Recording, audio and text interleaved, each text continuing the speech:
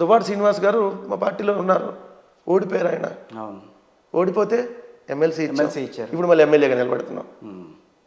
కుప్పం నుంచి భరత్ గారు వాళ్ళ ఫాదర్ 2 సార్లు ఓడిపోయారు. అవును, ఆయన అనారోగ్య కారణాల వల్ల ఆయన ఏజ్ ఆయన చనిపోయారు. భరత్ గారికి ఎమ్మెల్సీ ఇచ్చాం, గెలిస్తే మంత్రి ఇస్తామని చెప్తున్నారు. అది సో పార్టీ నమ్ముకొని ఉంటే, పార్టీ లేకపోతే కరెక్టే, నేనేం కాదనట్లా. మీరు మీ స్ట్రాటజీ ఆ రకంగా కోల్పోతున్న వాళ్ళని కోల్పోతున్నట్టుగానే అట్లా వెళ్ళిపోతున్నారేమో వాళ్ళు.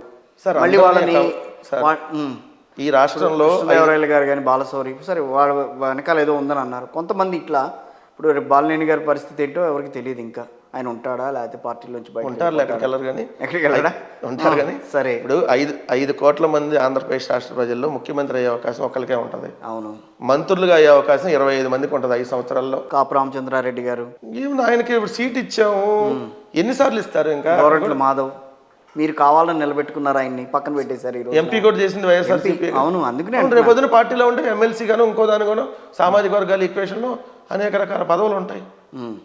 ఒక ఎమ్మెల్యేనే నాకు కావాలి అని అంటే 175 మందికి ఇవ్వగలం కదా. మరి మిగిలిన లక్షల మందికి, లక్షలాది మందికి నాయకులకి, కింద గ్రామ స్థాయి నుంచి రాష్ట్ర స్థాయి దాకా ఉన్న నాయకత్వం అందరికీ ఎమ్మెల్యే సీట్లు ఇవ్వలేం కదా. అవును, సో ఎమ్మెల్యేనే కాదు కదా, ఎమ్మెల్సీలు ఉంటాయి, కార్పొరేషన్ చైర్మన్లు ఉంటాయి, ప్రభుత్వంలో అనేక రకాల పదవులు ఉంటాయి, సలహాదారులుగా తీసుకోవచ్చు, రాజ్యసభ పంపించవచ్చు. లేదు అని అంటే రేపొద్దున ఇంకేదన్నా పార్టీకి సంబంధించినటువంటి జిల్లాల బాధ్యతలు అప్పచెప్పి అక్కడ జిల్లాకే నాయకుడిని చేయొచ్చు, రకరకాలు ఉంటాయి. సో ఇది కానీ వీళ్ళు వెళ్ళిపోతున్నప్పుడు మీకు రాజ్యసభ సీట్లు కూడా దక్కే అవకాశం కొంత కనుమరుగు, మళ్ళీ 1-2 సీట్లు తగ్గే అవకాశం ఉంటుంది. ఏముండదు సార్, 44 మంది కావాలి. అవతరాల దగ్గర 44 మంది లేరు కదా. లేరు, 23లో 5 పోయినట్టే కదా. గంటాది పోయింది, 4 ఎమ్మెల్యేలు పోయారు, ఉన్నది ఎంతమంది? 18 కదా.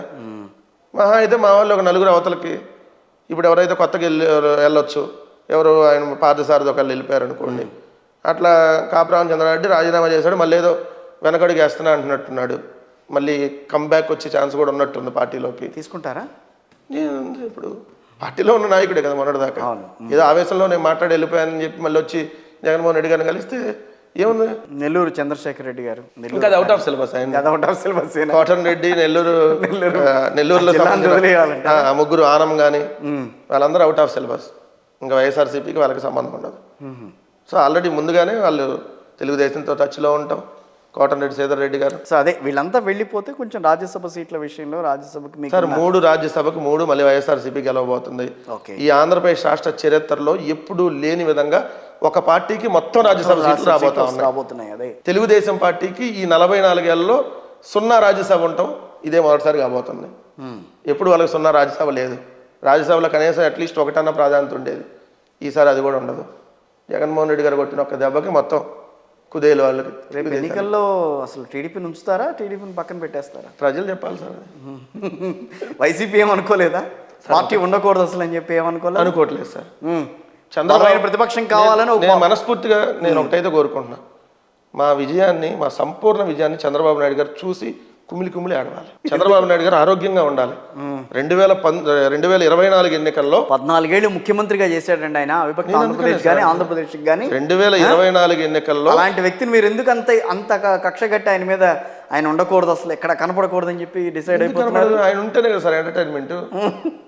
ఆయన వచ్చి సెల్ ఫోన్ కనిపెట్టా, తమ్ముళ్ళు ఈ క్వార్టర్ బాటిల్ కనిపెట్టింది నేనే, సాయంత్రం అయితే మీకు క్వార్టర్ వేసుకోవడానికి ఇబ్బందిగా ఉందా, అరాచక ప్రభుత్వం ఇట్లాంటి అంటే ఇల్లు కట్టించింది నేనే అని కూడా చెప్పాడు ఆయన.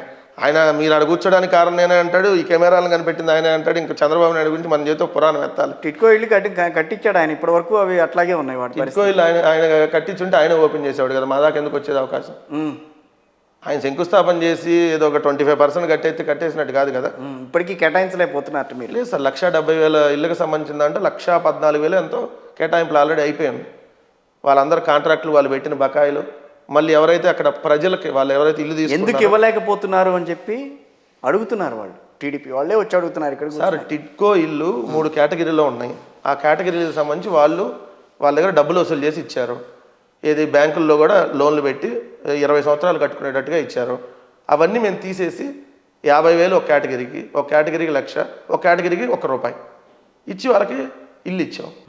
మళ్ళీ అక్కడ మౌలిక సదుపాయాలు కల్పించి వాళ్ళు కొన్ని ఓపెన్ చేశారు. అప్పుడు ఏది అసలు దానికి రంగు లేకుండా, లోపలేమి ఏదంటారు ఇన్ఫ్రాస్ట్రక్చర్ లోపల లేకుండా, అంటే రోడ్లు వేయాలి లోపల, డ్రైనేజీ, ఎలక్ట్రిసిటీ ఇవన్నీ లేకుండా తూతూ మంత్రంగా ఎలక్షన్స్ అప్పుడు మేము ఇస్తున్నామని చెప్పి 10 ఇల్లు ఓపెన్ చేస్తే మేము కట్టిన టిట్కో ఇల్లు ఎందుకు ఇవ్వలేదు అంటారు. అవును.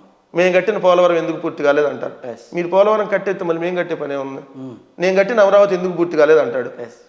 నువ్వు అమరావతి కట్టేశానంటే మేము కట్టేదే ఉంది. ఇంకా మీరుండే సచివాలయం కానీ మీరుండే భవనాలన్నీ కూడా మేము కట్టించి ఇచ్చినవే. 3 కట్టారు, కట్టిన మేము కట్టామని చెబుతున్నాం. మీరు కట్టింది 3 తాత్కాలిక భవనాలు, మేము ఈరోజు శాశ్వత భవనాలు కట్టాం. 15,000 సచివాలయాలు అట్ట అనుకుంటే. వర్షం వస్తే నీళ్లు గారే సచివాలయాన్ని మీరు కట్టారు.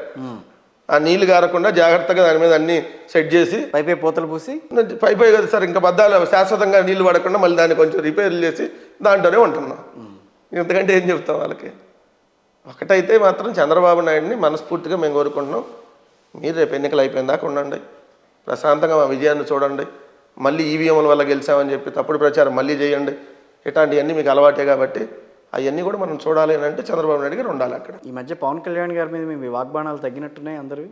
వైఎస్ఆర్ ఏం తగ్గలేదు సార్, ఇప్పుడు ఆయన 3గా చేసుకుంది, 4వ చేసుకుంటే మళ్ళీ మాట్లాడతాం. ఆయన ఎన్ని పెళ్లిళ్ళు చేసుకుంటే మీకు ఎందుకండి? నాకెందుకని అంటే కుదరదు కదా సార్. పార్టీకి ఎందుకని అంటే రాజకీయ జీవితంలో ఉన్నప్పుడు అన్నీ ఫేస్ చేస్తారు కదా.